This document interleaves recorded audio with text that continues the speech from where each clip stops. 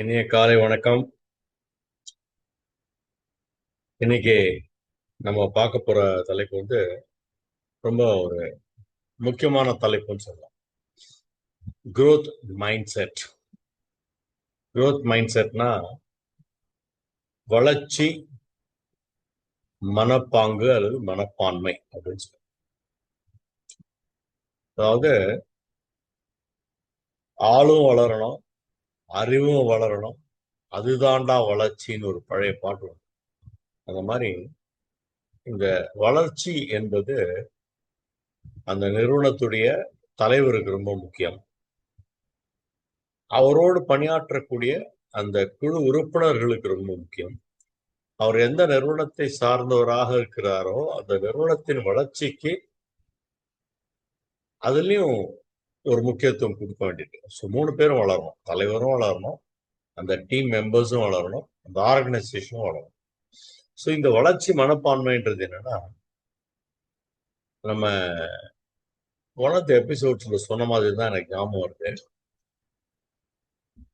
இப்போ நம்ம Tamil Nadu R Indian companies என்ன சொல்றாங்கன்னா, we are following the best practices அப்படிங்கிறாங்க.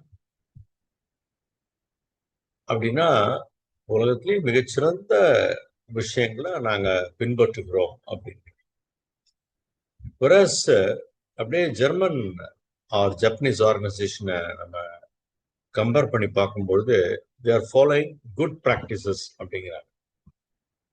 ஏன் அப்படின்னா ஆங்கிலத்துல குட் பெட்டர் பெஸ்ட்னு வச்சிருக்கோம். நீங்க இப்போ ஒரு நிறுவனத்துக்கு ஒருத்தர் அப்பாயிண்ட் பண்ணணும் அப்படின்னா somebody வெரி குட் அவர் அப்பாயிண்ட் பண்ணுவீங்களா? somebody very very good or the best அவர் அப்பாயிண்ட் பண்ணுவீங்களா? தி பெஸ்ட்டுக்கு தான் நம்ம அப்பாயிண்ட் பண்ணுவோம்.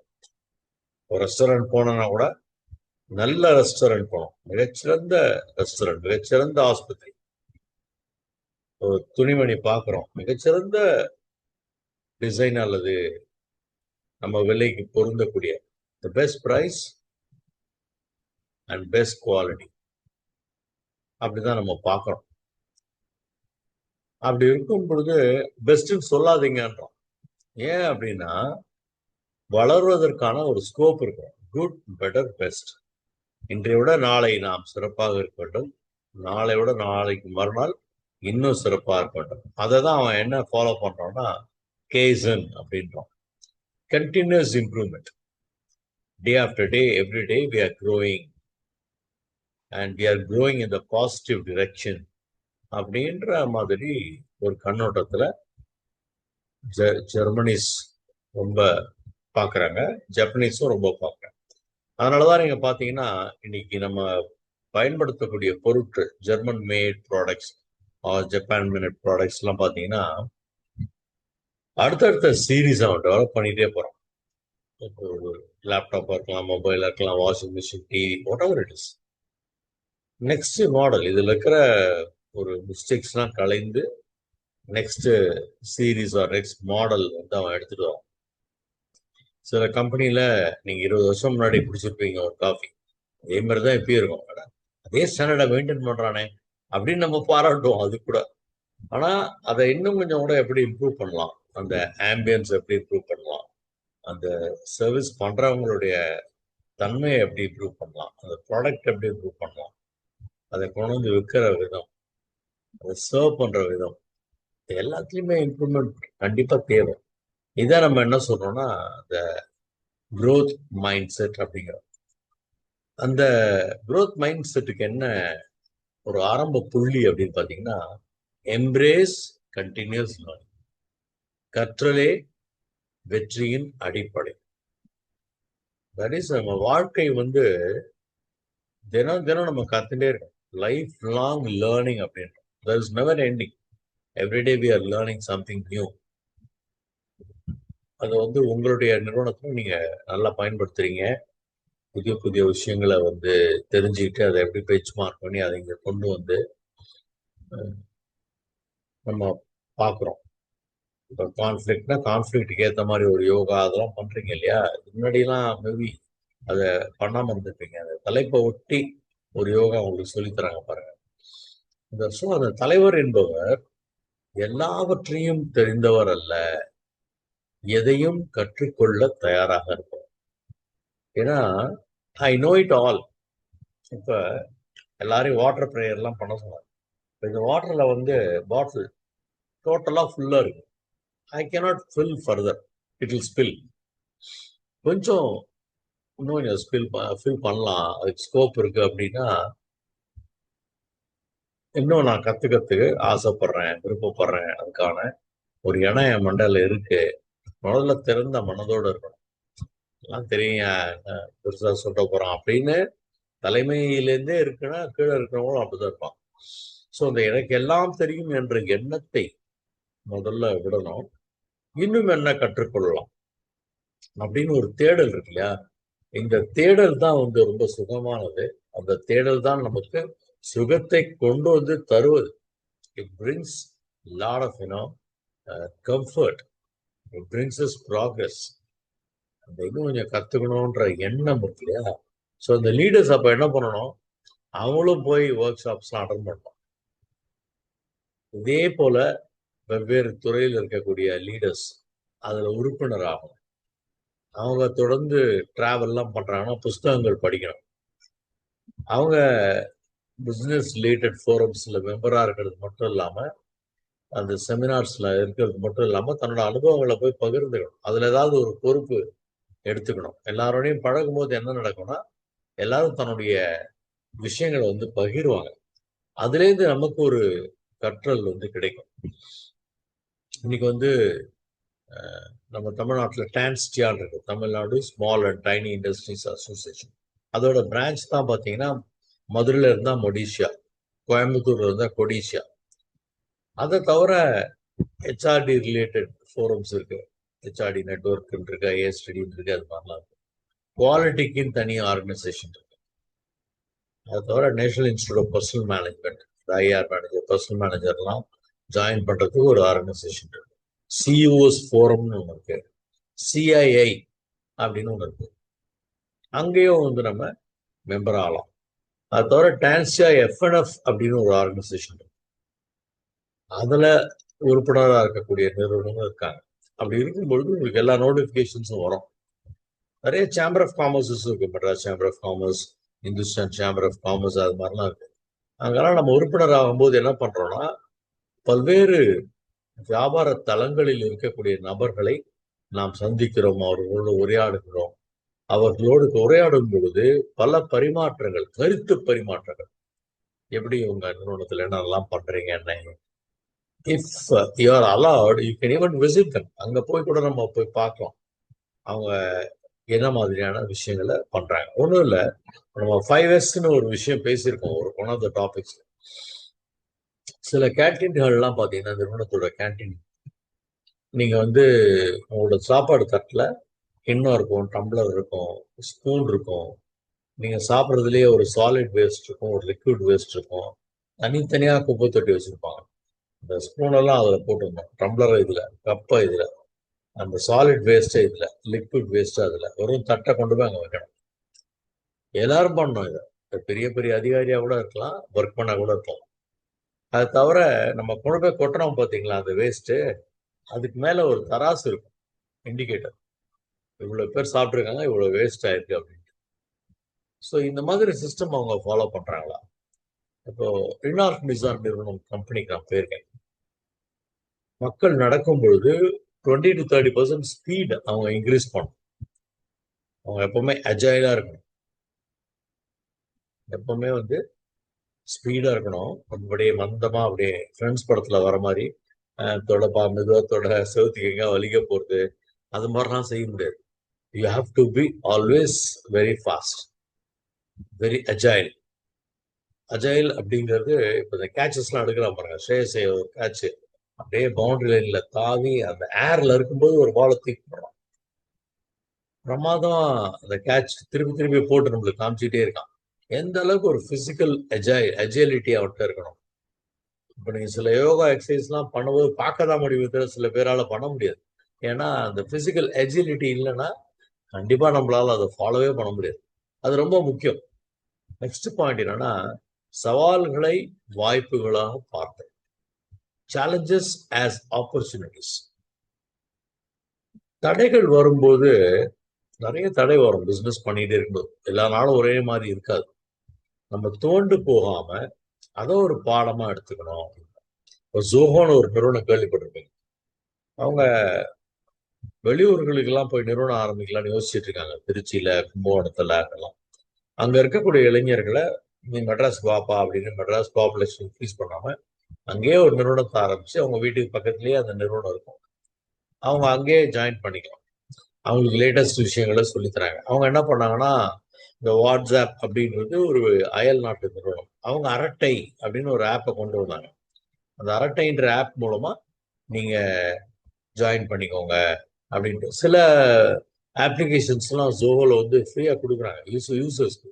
நீ யூஸ் பண்ணி பாருங்க, எப்படி இருக்குன்னு பாருங்க அப்படின்னு சொல்லிட்டு. ஸோ இந்த தடைகளை தாண்டி அவங்க என்ன பண்றாங்க, அதெல்லாம் ஒரு பாடமா எடுத்துக்கிட்டு, அதாவது எப்பவுமே அப்படின்னா ஆப்பர்ச்சுனிட்டி அண்ட் த்ரெட்டுமாங்க. வெளியில ஒருத்தருக்கு சங்கடங்கள் இருக்கு, அபாயம் இருக்குன்னா அதை நான் எப்படி ஒரு வாய்ப்பா பயன்படுத்திக்க முடியும். தேர்தல் அப்படின்றது ஒரு வார்த்தை அல்ல, வணிகம். தேர்தல் சார்ந்த எத்தனை விஷயங்கள் நடந்திருக்கு நேற்றுக்கு நீங்க யோசிச்சு பார்த்தீங்கன்னா உங்களுக்கு புரிஞ்சிருக்கும். ஒரு போஸ்ட் அடிக்கிறதுல இருந்து எத்தனையோ விஷயங்கள், கொடி, எக்கச்சக்கமான லட்சக்கணக்கான கொடி பண்ணியிருப்பாங்க. இந்த கர வேஷ்டிகள், சட்டைகள், அதோட ஒரு லோகோ, உங்களால் இமேஜினே பண்ண முடியாது.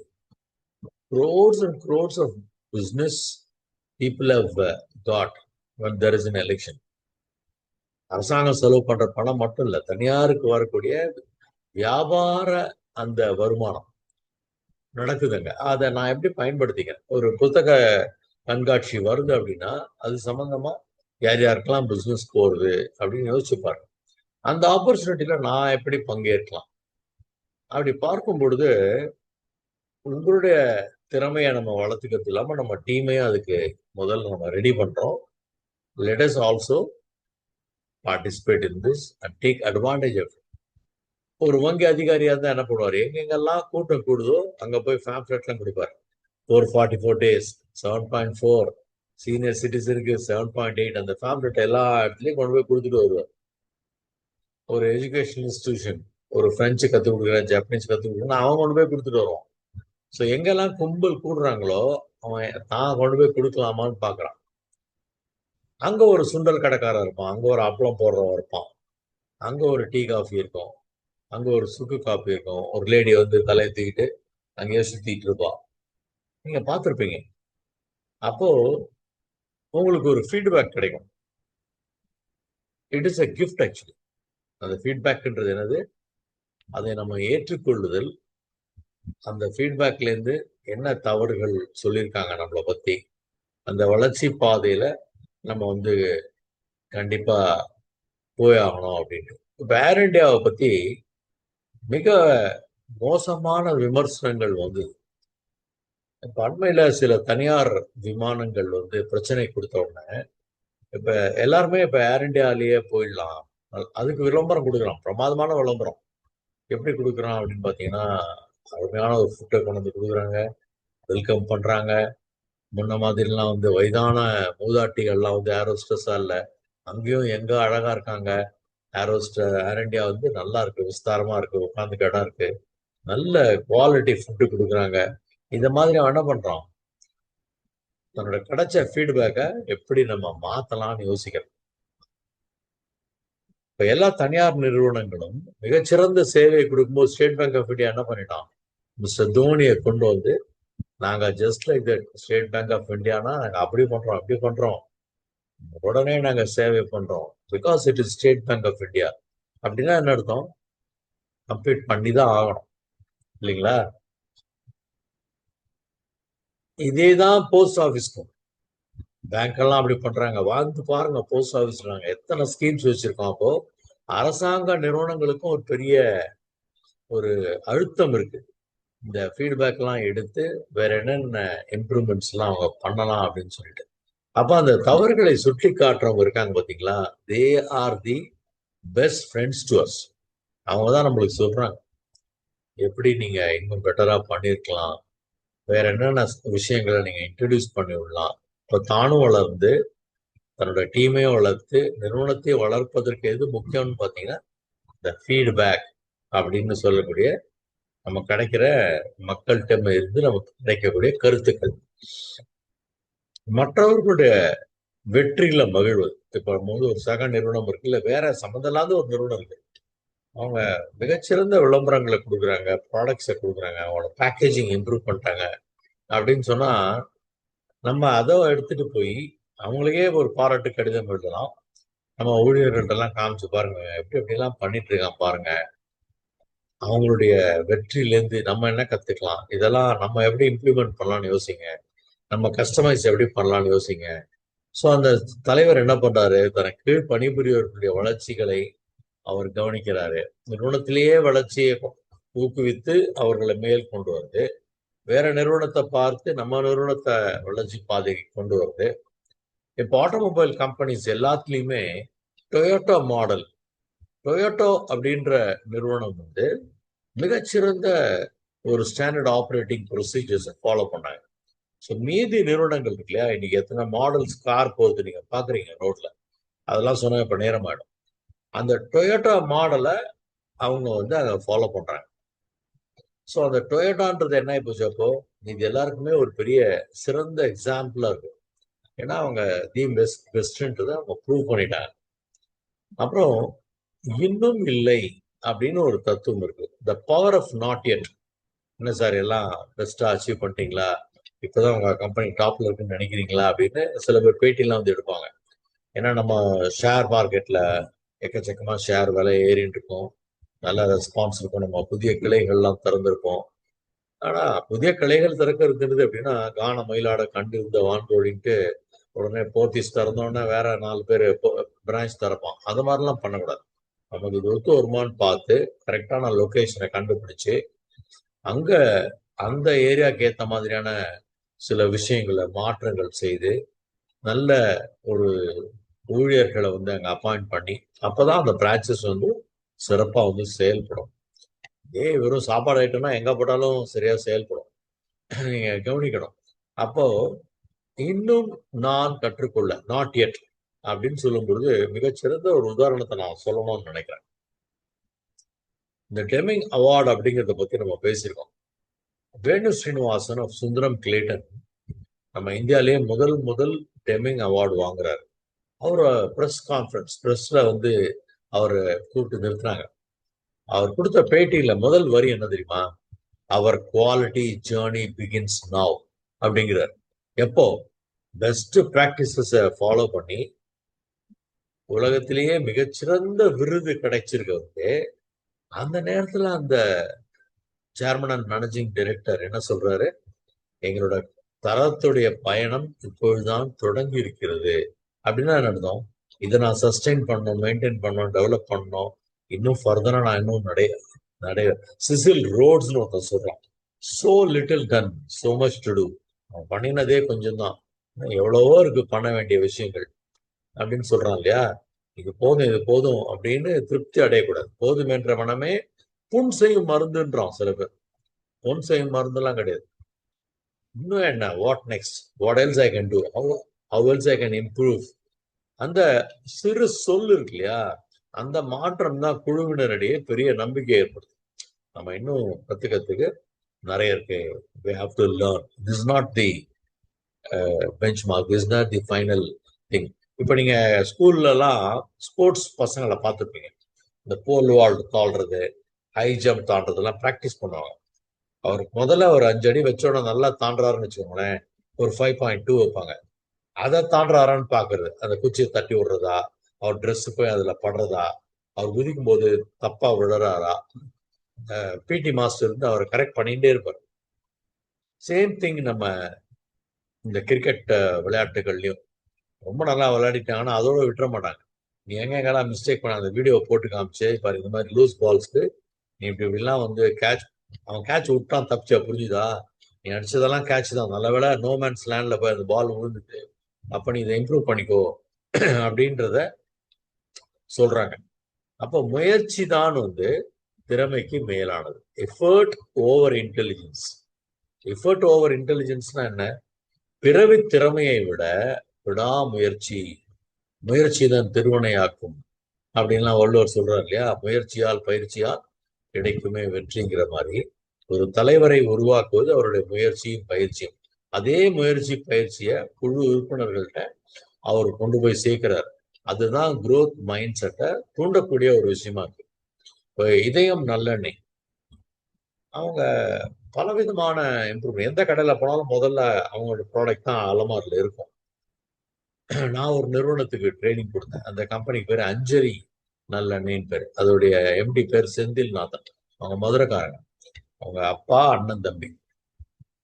என்னெல்லாம் இதயம் நல்லெண்ணெய் அதுல இம்ப்ரூவ்மெண்ட்ஸ் கொண்டு வந்திருக்காங்க, எப்படி அவங்க ப்ராடக்ட் எல்லா கடையிலையும் கொண்டு முன்னாடி வைக்கிறாங்க அப்படின்னு சொல்லிட்டு அவனோட என்டையர் சேல்ஸ் டீமுக்கு ஃபார் அ பீரியட் நான் கன்சல்டன்ட் ஆஃப் ட்ரெயினராக இருந்தேன். ஸோ அவங்களோட மைண்ட் ஃபுல்லாகவே அதுதான் இருந்தது. அவங்களோட நான் பெஸ்ட்டாக நான் எப்படி பண்ணலாம், இது ரொம்ப முக்கியம்.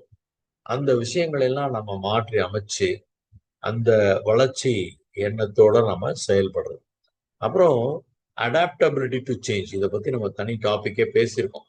காலத்திற்கு ஏற்ப நம்மளை எப்படி மாத்திக்கலாம் அப்படின்னு முதல்ல தலைவர் யோசிக்கணும். மாற்றம் என்பதே வளர்ச்சி தான். அந்த சேஞ்சை பத்தி நம்ம பேசியிருக்கோம். ஸோ அந்த பழைய முறைகளையே பிடிச்சு நிற்காம புதிய தொழில்நுட்பம் மற்றும் சிந்தனைகளுக்கு தலைமைத்துவம் முதல்ல இன்ட்ரடியூஸ் பண்ணணும். அவரும் ஃபாலோ பண்ணோம், எல்லாமே பண்ணோம். ஒரு ப்ரொஃபஷனல் மேனேஜ்மெண்ட்டுக்கு வந்துட்டாங்க. இப்போ சிட்டி யூனியன் பேங்க் அப்படின்னு ஒன்று இருக்குன்னா கும்பகோணத்துல ஒரு ட்ரெடிஷ்னல் பேங்கர். அவங்க இப்போ இந்தியா ஃபுல்லா பிரான்ச்சஸ் போட்டு வச்சிருக்காங்க. யாரா இருந்தாலும் பெஸ்ட் பர்சன்ஸ் அப்பாயிண்ட் பண்றாங்க. ஸோ ட்ரெடிஷ்னலி மட்டும் இல்லாமல் technically they are very very sound. இப்போ நம்ம நிறைய விஷயம் இப்போ இந்த பேங்க்குக்கு மொபைல் மூலமாலாம் கட்டுறோம் இல்லையா? யாருடைய பேமெண்ட் வந்து உடனே பேமெண்ட் கேட்டுமாங்க ஃபர்ஸ்ட் ஃபாஸ்டா எது போறதுன்றத பார்க்குறேன். இப்போ சில பேங்க்லாம் அப்படியே சுத்தினே இருக்கும், பேமெண்ட்டே போகாது. ஒரு சில பேங்க்ல நம்ம தட்டின உடனே டக்குன்னு போயிடும். ஸோ அந்த அளவுக்கு அவங்களோட நெட்ஒர்க், அவங்களோட டெக்னாலஜி எப்படி இருக்கு, ரொம்ப அப்டேட்டடா இருக்கு, ஃபாஸ்டா இருக்கு அவங்க நெட்ஒர்க்கு. இது ரொம்ப முக்கியம். நெக்ஸ்ட் என்னன்னா தோல்வியை துணிச்சலாக எதிர்கொள்ளுது. அதாவது ரெசிலியன்ஸ் இன் ஃபெயிலியர். தோல்வி ஏற்படும் பொழுதெல்லாம் துள்ளி குதிக்கணும். ஒரு கேட்சை பிடிச்சிட்டு அப்படியே படுத்துட்டே கிடக்கூடாது, இன்னும் வந்து எழுப்பணும், டக்குன்னு எந்திரிச்சு துள்ளி குதிக்கிறான். கிருஷ்ணா ஸ்வீட்ஸ் முரளி கிட்டத்தட்ட 50-60 பிரான்ச் வச்சிருக்காரு. நாள்தோறும் நல்லது செய்வோம்னு இல்லை கலை இலக்கியம், இசை, நாட்டியம், நாடகம் எல்லாத்துக்கும் ஸ்பான்சர் பண்றாரு. அது தவிர அந்த மைசூர் பான்றது ஒரு பெஸ்ட் ப்ராடக்டா இருந்தா கூட அவரோட பேக்கேஜிங்லாம் இம்ப்ரூவ் பண்ணிட்டாரு. அவரோட கடையுடைய அழகையே மாத்திட்டாரு. எல்லா பிரான்ச்சுக்கும் ஒரு ஸ்டாண்டர்டைசேஷன் எடுத்துட்டு வந்திருக்காரு. இப்ப நம்ம ஐபிஎல்லையுமே பாத்தீங்கன்னா நேத்திக்கு அபார வெற்றி. ஒரு 204 ரன் அடிச்சுட்டு மிகப்பெரிய மும்பைய நம்ம என்ன பண்ணி வச்சிருக்கோம், 104 ரன்ல ஆல் அவுட் ஆக்கிட்டோம். அவன் மண்ணை கவிட்டு போறான். அந்த மாதிரியான ஒரு இம்ப்ரூவ்மெண்ட். இப்ப நேத்திக்கு வந்து டாப் 5க்கு போயிட்டாங்க. 10ல இருந்தாங்க. ஒரு 3 மேட்ச் முன்னாடி சிஎஸ்கே 10ல இருந்தாங்க, 5க்கு போயிட்டாங்க. அப்ப தோல்வியிலிருந்து கற்ற பாடங்களை கொண்டு இன்னும் தோனி வரவே இல்லை பிச்சுக்கு, டீமே வந்து இம்ப்ரூவ் ஆயிடுச்சு அப்படின்னா பாருங்க. அவர் பின்னாடில இருந்து மோட்டிவேஷன் கொடுத்துட்டே இருக்காரு. அந்த பாடத்திலிருந்து நம்ம கற்றுக்கொண்டு அடுத்த கட்டத்துக்கு நகர்வது. இப்ப நம்ம முடிக்க வேண்டிய ஒரு தருணத்துல வந்துட்டோம். Last few seconds. தலைமை அப்படிங்கிறது நம்ம ஏற்கனவே சொல்லியிருக்கோம். It is not position, it is action. இது வந்து ஒரு பதவி கிடையாது, இது ஒரு பயணம். It is a journey. இந்த ஜேர்னில நமக்கு கிடைக்கக்கூடிய அந்த ஃபியூவல் இருக்கு இல்லையா, அதுதான் அந்த வளர்ச்சி என்கிற மனப்பாங்கு. அந்த ஃபியூவல்னா எரிபொருள். வண்டி எப்படி ஓடும், நமக்கு ஒரு எனர்ஜி தேவை இல்லையா? அந்த எனர்ஜி தான் நம்ம இன்னும் வளரணும், இன்னும் வளரணும், மேற்கொண்டு நம்ம முன்னேறி கொண்டே போக வேண்டும் அப்படின்னு சொல்லிட்டே இருக்கக்கூடிய விஷயம் தான். நம்ம நாளை மீண்டும் சந்திப்போம். நன்றி, வணக்கம்.